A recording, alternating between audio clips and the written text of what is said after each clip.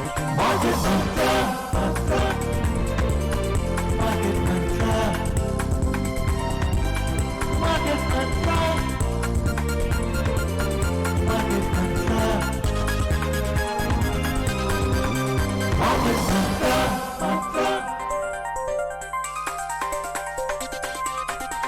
Market Mantra. Good evening, listeners, and welcome to another edition of Market Mantra, in which we give you a complete update on the economic news of the day. And today being Saturday, we'll also be taking calls from you, our listeners, on any queries that you may have on business, economic, and stock market matters. But do remember that as a policy, we don't address company or stock specific queries.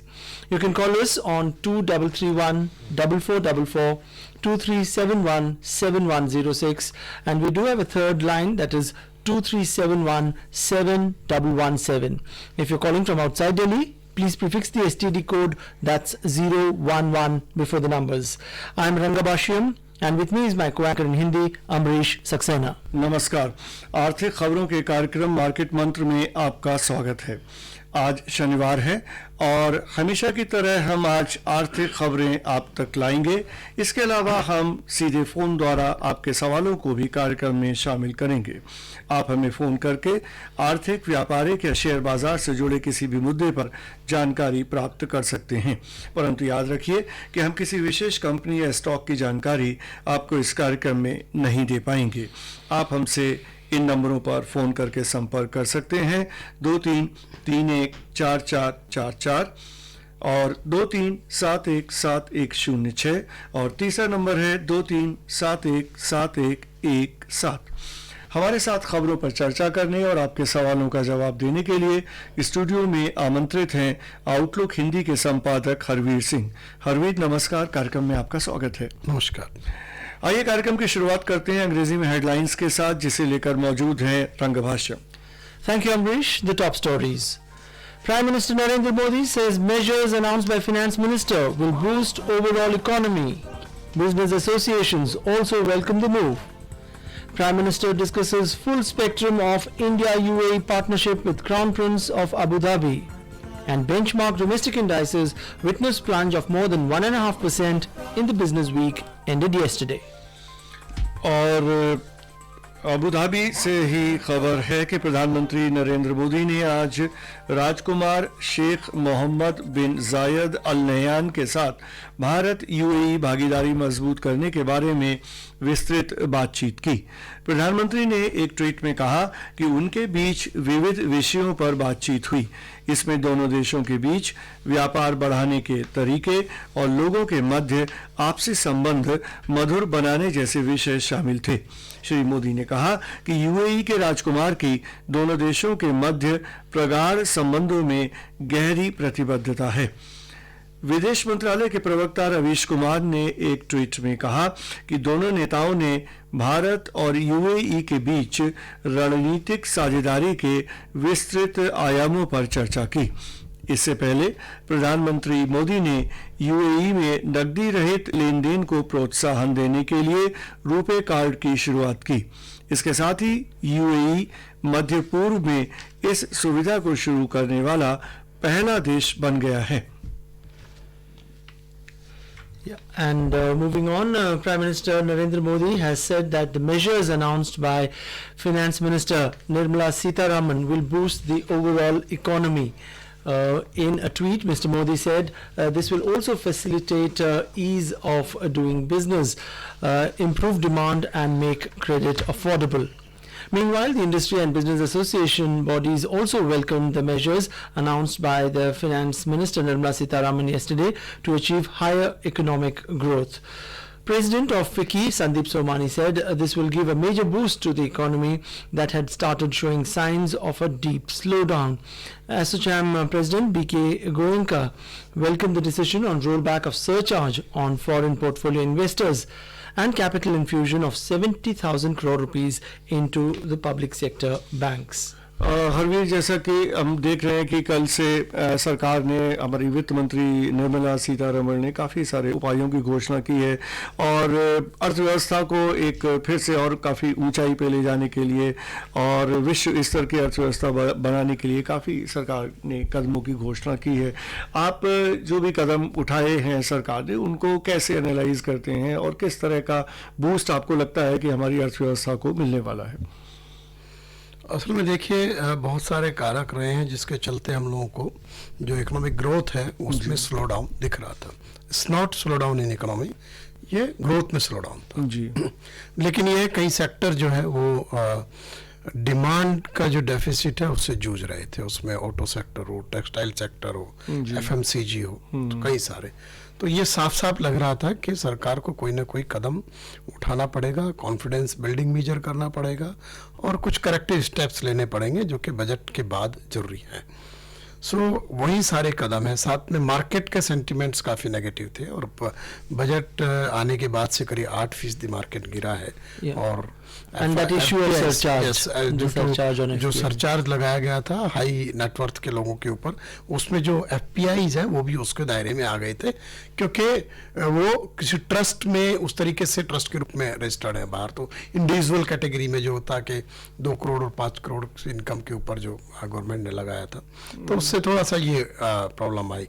उसको लेकर के ये सब issues address करने की कोशिश की गई है और लगता है कि मार्केट पे इसका जब अगला सत्र आएगा, खुलेगा, तो उस पर एक पॉजिटिव इम्पैक्ट देखने को मिलेगा।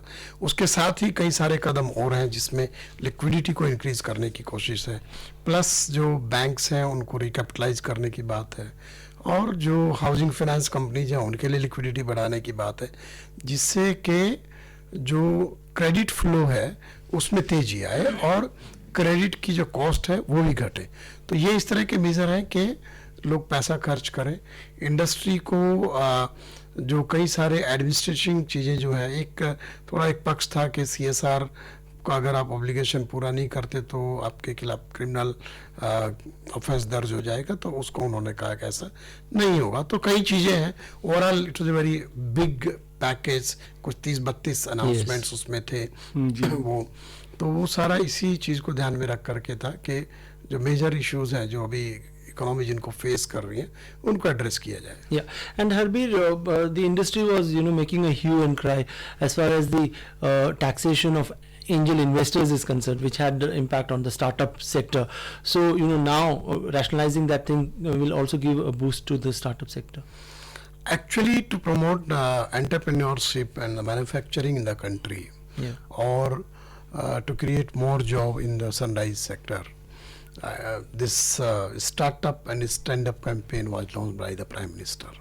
And we had a very big conference in Vigyan, if you recall, a few years back. The aim and objective was to promote and to create basically ecosystem and environment for new entrepreneurs to start their companies and businesses in the country. So, but in that case, there is no word in taxation on tax provisions called angel tax.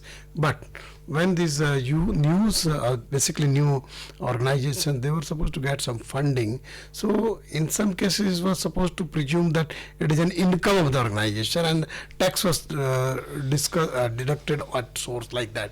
So it was a negative thing for the new organization. Startups, basically, they need more funds, and those basically investors, those who want to give the fund to the new idea or to new entrepreneur.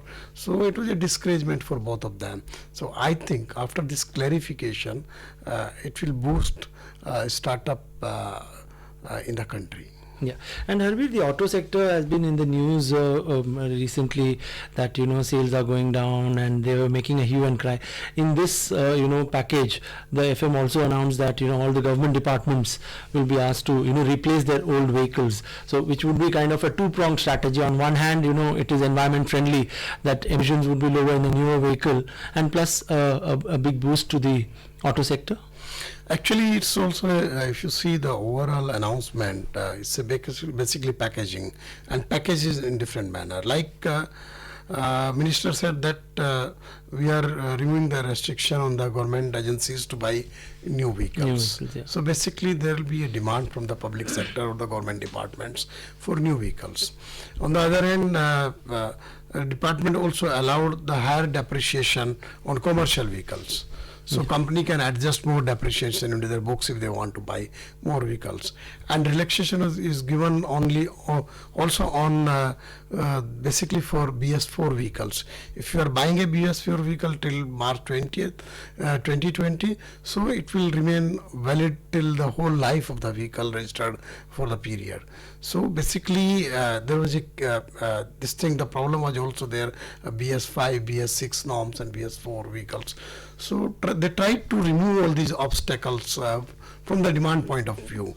And another important point is that again, basically to link this interest rate with the repo rate or any announcement made by RBI aligning to the bank that they have to reduce it further, so that to provide credit at a lower rate of interest, so that the demand may generate due to this also. So these are the 4 or 5 measures altogether, and definitely there is no doubt that industry is going through a slowdown phase because they are cutting down their production, and sale is at 20-year low.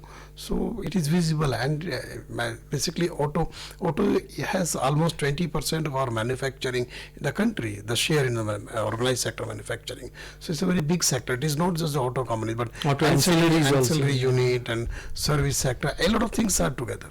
लेकिन अगर हरवीर हम further अगर auto sector को देखें तो passenger cars की demand की बात हम करें या जो कमर्शियल व्हीकल्स हैं उनकी बात करें या टू व्हीलर्स की बात करें, तो जो भी उपाय सरकार ने किए, आपको लगता है कि इन तीनों ही सेक्टर में उस तरह का बूस्ट होगा, या जो फार्मर डिस्ट्रेस है वो हमें टू व्हीलर की सेल में कहीं दिखाई पड़ेगा अभी? असल में ये 2 चीजें हैं. गवर्नमेंट ने ये मेजर्स उठाए हैं कि कुछ जो दिक्कतें हैं वो कम हो. काफी कुछ डिपेंड करेगा कि डिमांड कैसे जनरेट होती है. एक्चुअली ये इंडस्ट्री के पॉइंट ऑफ व्यू से कई स्टेप्स हैं और इंडस्ट्री लगातार बोल रही थी. कंज्यूमर पॉइंट ऑफ व्यू से एक तो ये है कि जो कॉर्पोरेट है उसको जो डेप्रिसिएशन का दिया गया तो कॉमर्शियल व्हीकल्स और इन सब में फायदा होगा. कॉमन कंज्यूमर के लिए है कि अगर उसको कर्ज सस्ता मिलेगा तो वो फिर जो आप कह रहे हैं कि टू व्हीलर और कम दाम वाली गाड़ियां उस तरफ वो जाएगा. साथ में जो रजिस्ट्रेशन फीस बढ़ाने का भी था उसको भी डेफर किया गया. जी, जो बैंकिंग रिकैपिटलाइजेशन की जैसे वित्त मंत्री ने बात की, आपने भी उसका जिक्र किया, तो ये काफ़ी पहले सरकार ने पॉलिसी बनाई. तो अभी जो ये पैकेज है कि ये कुछ नया है इसमें कि जो पुराना कमिटमेंट है सरकार का उसी के अंतर्गत ये रिकैपिटलाइजेशन की बात हो रही है? एक्चुअली ये कमिटमेंट तो पहले से है जी, और बजट में भी वित्त मंत्री बोल चुकी हैं. असल में जो हमारे पब्लिक सेक्टर बैंक्स हैं वो काफ़ी सारा उनके बैलेंस शीट को लेकर के इशू था. वो जूझ रहे थे और उनका जो नॉर्म्स हैं लैंडिंग के लिए जो होना चाहिए उसको देखते हुए उनको एक दिक्कतें थी कि उनका लैंडिंग कैपेसिटी को लेकर के. तो ये रिकैपिटलाइजेशन होने से जो पब्लिक सेक्टर बैंक्स हैं उनका लैंडिंग कैपेसिटी बढ़ेगा, प्लस उसका नतीजा ये होगा कि उनका कॉस्ट ऑफ फंड थोड़ा कम होगा. सो वो लो रेट ऑफ इंटरेस्ट के ऊपर ज़्यादा कर्जा दे पाएंगे और कर्जा ज़्यादा भी दे पाएंगे और थोड़ा ब्याज दरों को भी नीचे ला पाएंगे. लेकिन आपको लगता है क्या कि सिर्फ रिकैपिटलाइजेशन से काम होगा? जो एनपीएज हैं या उनकी रिकवरी भी जब तक नहीं होगी तो बैंकों की हालत कैसे सुधरेगी? नहीं, देखिए, जो एनपीए का इशू है उसको रिजोल्व करने के लिए तो जो सबसे बड़ा मेजर है वो आईबीसी है जी, जो है इंसॉल्वेंसी एंड बैंक्रप्सी का जो प्रोविजन है उसको ले कोड बनाया जो था कानून जी, तो उसमें बहुत सारे मामले लगातार आ रहे हैं. तो ये काफ़ी कुछ डिपेंड करता है कि कैसे नए लोग आ रहे हैं उनको खरीदने के लिए, या वो जो उस तरीके के जो एसेट्स हैं उनको किस तरीके से बेचा जाए या दूसरे लोगों को दिया जाए, और कई बड़े मामले उसमें सुलझे भी हैं. तो ये डिपेंड करेगा आने वाले दिनों में.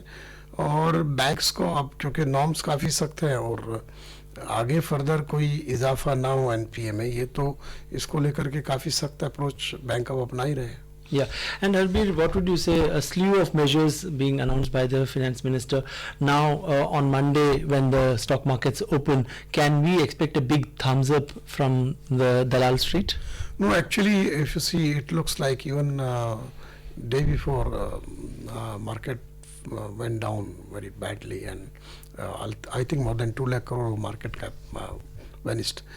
So in the last few days, things were not very good for the investors in the market. I think these measures will boost the market because a lot of market-friendly steps are there in this package. If you see, a lot of provisions are there, and I hope that even this flight of foreign capital will stop, and maybe some more investors will enter into the market. And due to this continuously fall in the index and stock prices, maybe some new investor or even feel that this is the right time to buy because to the stocks at this price. Yeah, and Ambrish probably has details of हाँ last रघुवर week's मेरे market पास action. हाँ, share बाजार की हालत पर एक report है।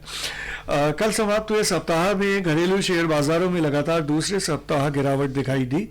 बिकवाली के दबाव में दोनों ही शेयर बाजारों में गिरावट दर्ज की गई। बम्बई शेयर बाजार का सेंसेक्स 37,000 के नीचे आकर बंद हुआ, जबकि निफ्टी 11,000 के स्तर के नीचे बंद हुआ।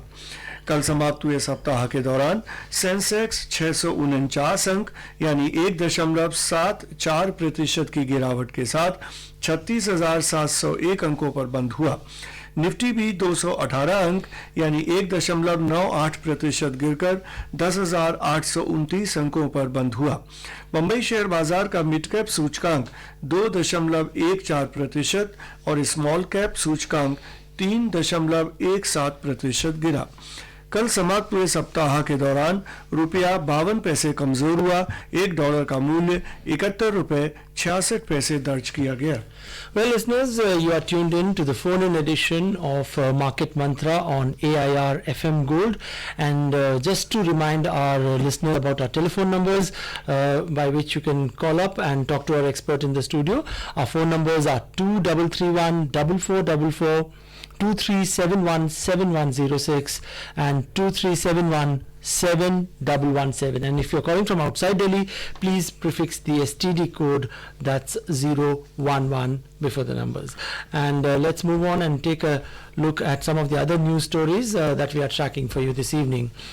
Prime Minister Narendra Modi today discussed the full spectrum of strong India-UAE partnership with the Crown Prince of Abu Dhabi, Sheikh Mohammed bin Zayed Al Nahyan. In a tweet, the Prime Minister said they spoke about multiple subjects, including ways to improve trade and people-to-people relations between India and UAE. Mr. Modi said the Crown Prince's personal commitment to strong bilateral relations is very strong. External Affairs Ministry spokesperson Ravish Kumar in a tweet said both the leaders discussed the full spectrum of strong India-UAE comprehensive strategic partnership. Earlier, Prime Minister Modi launched RuPay card in UAE to promote cashless transactions abroad. With this, UAE has become the first country in the Middle East to have this facility.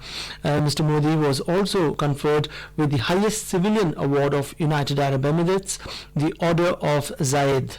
This is the first ever prime ministerial visit from India to Bahrain. और इस बीच हमारे साथ दिल्ली से हमारे श्रोता शुभम हमसे जुड़ चुके हैं, उनका सवाल लेते हैं। शुभम जी, स्वागत है, बताइए क्या पूछना चाहते हैं।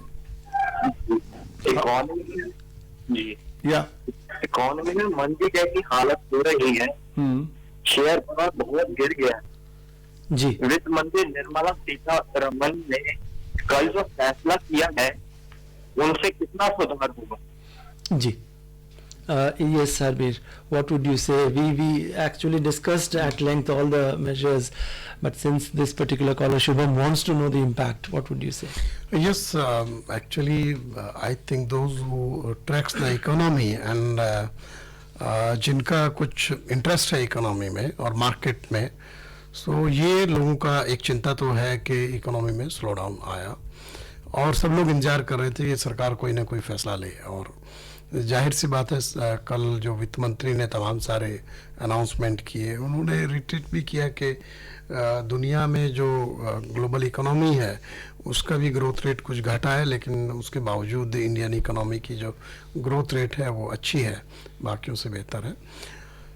लेकिन जिस तरीके से ज़रूरत थी, उन्होंने, जैसे हम लोग लगातार डिस्कस कर ही रहे हैं कि जो कई मोर्चों पर कल जो अनाउंसमेंट किए हैं वो मार्केट से रिलेटेड जो फैसले थे उसमें किया, तो उसमें उम्मीद है जो अभी हमारे श्रोता कह रहे हैं कि मार्केट में सेंटिमेंट्स का काफ़ी दिक्कत है, तो वो शायद अगला जब सत्र आएगा तो वो सुधरेगा। ऑटो सेक्टर के लिए अनाउंसमेंट किया, हाउसिंग सेक्टर के लिए अनाउंसमेंट किया, और आपका जो क्रेडिट को लेकर के जो इवन स्मॉल स्केल के हमारी जो इंडस्ट्रीज हैं एमएसएमई, उसको लेकर के क्रेडिट फ्लो बढ़ाने की बात की, और एक वन टाइम सेटलमेंट की ट्रांसपेरेंट स्कीम लाने की बात की है, जो कि अगर कर्ज के कुछ मसले उलझे हुए हैं छोटी कंपनियों के, उनको सुलझाया जाए। और एक बड़ी बात के जो जीएसटी है उसको लेकर के कई अनाउंसमेंट्स किए हैं कि एक तो जिनका आपका रिफंड अगर किसी का अटका हुआ है कंपनीज का, उसको जल्दी फैसला लिया जाएगा, और साथ में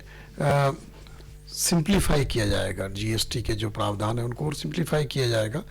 और टैक्स को लेकर के उन्होंने डायरेक्ट टैक्स के मसले पे बात की कि जो थोड़ा लोगों को लगता है कि जो कर विभाग के लोग सख्ती करते हैं या गलत कदम उठाते हैं, तो उस पर उन्होंने इस आशंका को दूर किया कि ये थोड़ा फ्रेंडली होगा, जो टैक्स फेसलेस एक्सेस होगा। बस साथ में काफ़ी सारा स्क्रूटनी को लेकर के कहीं इस तरीके के प्रोविजन किए गए हैं कि जिसमें कोई अनड्यू बेनिफिट कोई ब्यूरोक्रेट ना ले पाए।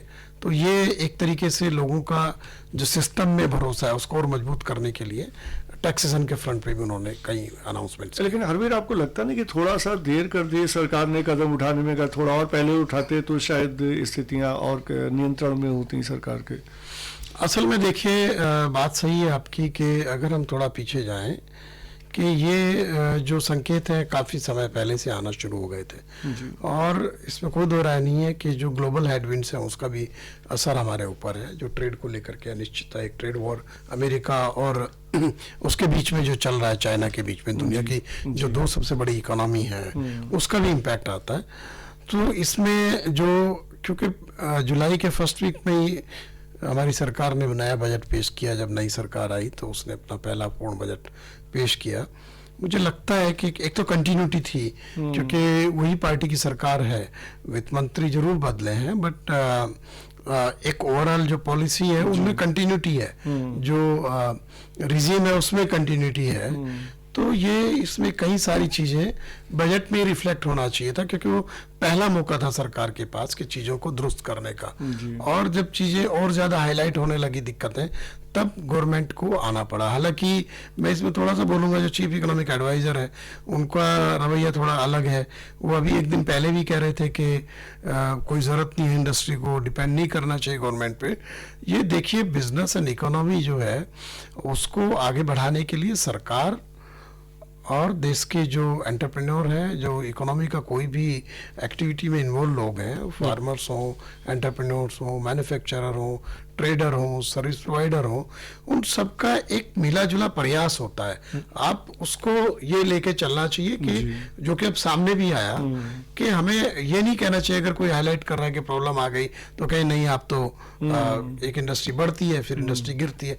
नहीं, ये सिर्फ एक इंडस्ट्री की बात नहीं है, देश की इकोनॉमी, देश के लोगों के जीवन की बात है। Yeah, but Harveer, many times critics, point to this fact that, when the private sector is in trouble, it looks towards the government. But when it is making profit, some of the sectors make supernormal profit. They don't share the goodies with the people or the government. So why bail them out? You are right. Actually, I agree with your point.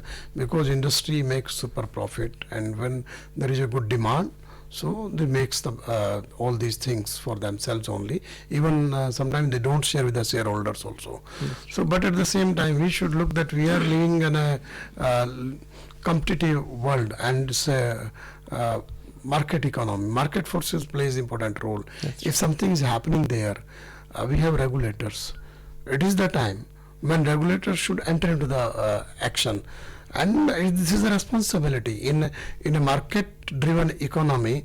Regulator plays very important role, and I can say sometime our regulators we have regulator, we have competition commission, Right. a regulator in many sectors, but they don't play their role properly sometime, and things happen like that. Right. Otherwise, any company cannot go for super profit. Yeah. Even if you see after GST, when prices should have gone down in many cases, government was forced to issue notices to the companies because they were Anti-profiteering. Yes, anti-profiteering. That's true. So we should think about the consumer also. Yeah, and we'll continue our discussion, but let's take our next caller. We have Garima joining us on the show from Delhi. Good evening and welcome to Market Mantra. हाँ जी sir, मेरा ये सवाल है कि आने वाली week में market outlook कैसा रहेगा, किन फैक्टर्स का असर ज्यादा पड़ेगा, घरेलू फैक्टर्स का या बाहरी फैक्टर्स का? Yes, Arbir. And especially given the fact that we have seen, 40,000 level for the Sensex. From there on, it's been a downslide only. No, actually, there are multiple factors behind that, and one is our domestic economy have facing some issues, but international economy is also playing very important role, external factors, and globally the markets are not in a very good condition. So we have to look into that point also, but at the same time, as this listener is there, so the measure government made will improve the sentiment in the market, at least in the coming week when market will open. It looks like, because a lot of things and issues resolved through these announcements by the finance ministry regarding the market, if you see. And Harbir, you spoke about global factors. Let's also take a look at the American markets. Wall Street tumbled yesterday after the US-China trade war escalated in a dramatic fashion. President Donald Trump demanded American companies to seek alternatives to do business with China after Beijing announced its own slate of retaliatory measures. The Dow Jones Industrial Average declined 2.4%, the S&P 500 plunged 2.6%, and the Nasdaq Composite Index tumbled 0.4%. और इस बीच दिल्ली से हमारी श्रोता स्वाति शर्मा हमसे जुड़ चुकी है. Hello Swati, बताइए क्या पूछना चाहती हैं? Hello sir. हेलो. सर, मेरा क्वेश्चन है, दुनिया भर में आर्थिक मंदी की जो बात की जा रही है, वो मंदी आ चुकी है या आने वाली है, और इसका भारत पे क्या प्रभाव पड़ने वाला है? जी हरवीर जी. She's almost declared a recession. देखिए, आशंका है कि जो बड़ी इकोनॉमीज हैं उनकी जो ग्रोथ है उसके ऊपर इम्पैक्ट आएगा, और ये जो अगर अमेरिका का देखें हम और चाइना का देखें, उसके अलावा यूरोपियन इकोनॉमी भी है, जापान भी क्राइसिस में है. सो ये तो नहीं कह सकते कि मंदी आ गई है, और जो 2008 में प्रॉब्लम हमने देखी थी वैसा तो अभी नहीं दिखता उस तरीके का, क्योंकि उस वक्त तो मार्केट्स का पूरा ब्लड बाथ हो गया था और काफ़ी सारे बैंक्स भी डूब गए थे. तो ये थोड़ा अलग किस्म का फेज़ है. और ये भी हम देखें कि जो दुनिया के मार्केट है, ख़ासतौर से जो सबसे बड़ी इकोनॉमी है दुनिया की, यूएस, उसने बहुत अरसे के बाद एक इतना लंबा फेज देखा है जो लगातार ग्रोथ रही है, मार्केट बेहतर करता गया है. मतलब जो यूएस की जो इकोनॉमी है उसकी अपनी हिस्ट्री में एक बहुत लंबे बाद इस तरह का एक टेन्योर आता है, लगभग 10 साल का. सो उसमें हम अभी नहीं कह सकते. ये बात सही है कि जो हमारा आईएमएफ और वर्ल्ड बैंक जैसे जो ऑर्गेनाइजेशन है उन्होंने कहा है कि जो ग्लोबल इकोनॉमी की ग्रोथ है वो थोड़ा नीचे आएगी. अभी 3.2% का एक उन्होंने लिया है, उसका एक एस्टिमेट जारी किया. हो सकता है ये थोड़ा नीचे और आ जाए, क्योंकि जिस तरीके का जियोपॉलिटिकल टेंशन और ख़ासतौर से जो इंटरनेशनल ट्रेड को लेकर के जो टेंशन दुनिया की दोनों बड़ी इकोनॉमी के बीच है उसका इम्पैक्ट आएगा, ऐसा लगता है.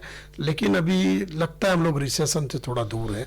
अभी तक तो ऐसा रिसेशन नहीं कह सकते, क्योंकि ग्रोथ कम हुई है, स्लो डाउन ऑफ इकोनॉमीज है, न कि recession. And that criteria for recession is 3 consecutive quarters of negative growth, yes, negative or contraction of the economy. और हरवीर जी, इतनी जिस तरह की बारिश पिछले दिनों हुई, एग्रीकल्चर के बारे में, आपको आउटपुट के बारे में क्या आप कहना चाहेंगे? मेरे ख्याल से नॉर्मल मानसून है. कुछ एक छोटा मोटा पॉकेट को अगर हम छोड़ दें जहां कम बारिश हुई है, अदरवाइज सामान्य मानसून है. तो खरीफ की फसल का जो एकरेज है वो भी लगभग सामान्य है. बहुत जो लेटेस्ट आंकड़े आए हैं कल, उसमें थोड़ा सा कम है, उसका कोई बहुत इम्पैक्ट नहीं आएगा. ये बात जरूर है कि काफ़ी बड़े हिस्से में फ्लड से क्रॉप्स का नुकसान हुआ है, उसका कुछ इम्पैक्ट आएगा. जिससे जो क्रॉप लॉस है वो होगा। अदरवाइज मुझे लगता है कि ये सामान्य खरीफ जी होगा। जी, और चलते हैं कार्यक्रम की समाप्ति को। हरवीर जी, इस कार्यक्रम में भाग लेने, प्रमुख खबरों पर चर्चा करने और श्रोताओं को जानकारी देने के लिए आपका धन्यवाद। शुक्रिया। And before we close, a quick look at the top stories. Prime Minister Narendra Modi says measures announced by Finance Minister will boost overall economy. Business associations also welcome the move. Prime Minister discusses full spectrum of India-UAE partnership with Crown Prince of Abu Dhabi, and benchmark domestic indices witnessed plunge of more than 1.5% in the business week ended yesterday. And with that, we come to the end of this edition of Market Mantra. Thank you so much for joining us. Goodbye.